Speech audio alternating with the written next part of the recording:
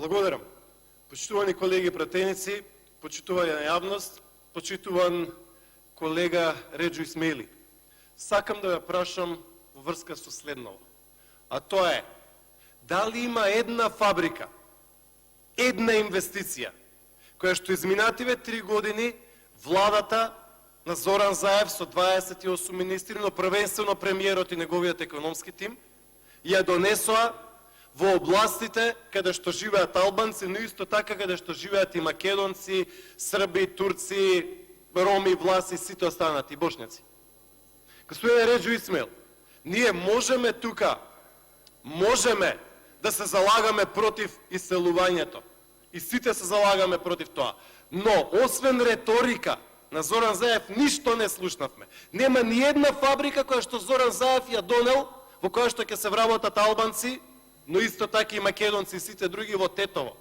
Нема фабрика во Гостојар, нема фабрика во Скопско, нема фабрика во Кичево, нема фабрика во Струшко. Почитуван колега Реджо Исмаил, јас ќе ви кажам и ќе ви набројам неколку фабрики кои што ги донесе владата на ВМРО ДПМН во областите каде што живеат и албанци, но исто така и македонци.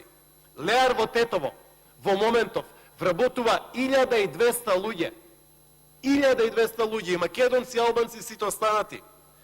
ОДВ Електрик, фабриката помеѓу Струга и Охрид, во моментов е на 300, ќе оди на 800. Key Safety Systems во Кичево вработува 1200 луѓе, и албанци, и македонци, и сите останати.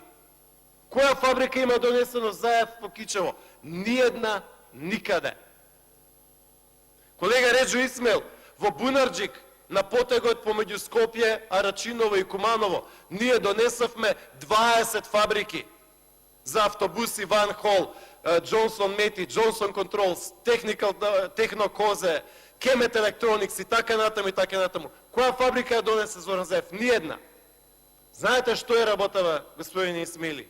Работава и проблемот е што Зоран Заев е полн со празна реторика, а нема направено ништо за албанците. Ја доби нивната доверба, ги лажеше, но ги разочара, и затоа сега, господин Исмаили, најмногу заради неспособноста и сладката реторика на Зоран Заев има толкаво иселување и од Липково, и од Тетовско, и од Гостиварско, но и од цела Македонија. Последно прашање за вас, господине Реджо Исмаил.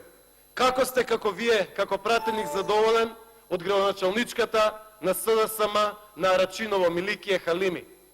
Катастрофа, нема ни еден проект, има огромни поплаки меѓу луѓето.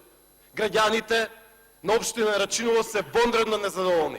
Како вие, како пратеник од тој крај, ја коментирате работата на Миликија Халими и нејзиниот тим? Поплаките се огромни, нема проекти, луѓето се заминуваат за жал од Арачиново поради Зоран Заев и неговата влада. Благодарам. Контрреплика, пратеникот Реджо Исмаили.